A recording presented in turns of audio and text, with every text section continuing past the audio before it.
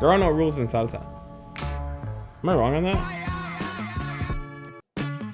What's up? I'm Jonathan Zaragoza, and I'm gonna give you some recipes to make your carne asada just a little bit better. Today we're gonna do a roasted salsa with tomatoes and escabeche, some chiles guajillos in there as well.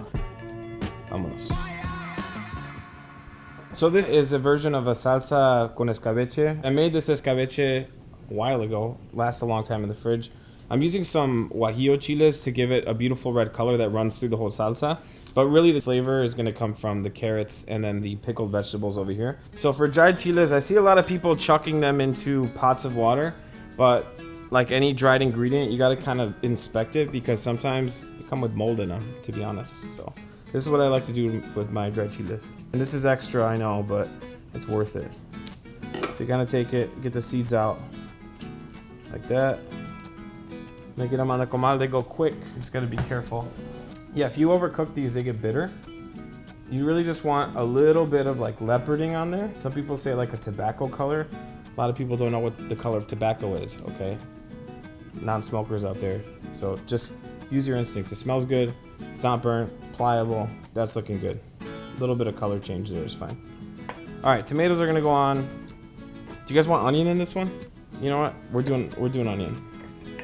This is the thing, salsa you can do whatever you want with. If you want it spicier one day, put more chiles de árbol in there, no problem. All right, so I like a lot of garlic in my salsas.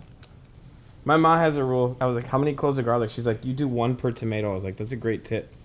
But in true child fashion, I don't listen to her. I got some warm water over here. I'm just gonna pour that over guajillos. I wanna make sure that the skin gets super tender. I'm gonna go in with some garlic, a little bit of salt. Our guajillo chiles here. And a touch of this. Just to get a little paste going. Alright, that looks good. So this is what you want.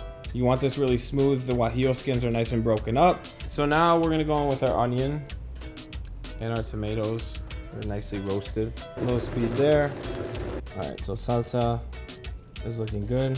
Color's crazy, beautiful. But we're not done. We're gonna take this escabeche, hand chop it, and then fold it in there for some like pops of like acid and spice too. I can smell the cinnamon that's in here. I like a lot of warm spices in mine. So it's gonna be a really nice surprise in that salsa.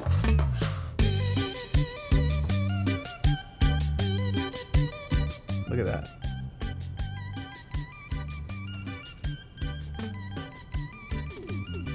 It's really good. The guajillo is so good in there. Needs a pinch of salt. I've never had it where a bad taco is saved, or sorry, I've never had it where a salsa, what do I want to say? A good salsa can save a bad taco, but it can't work the other way around, I think is what I want to say.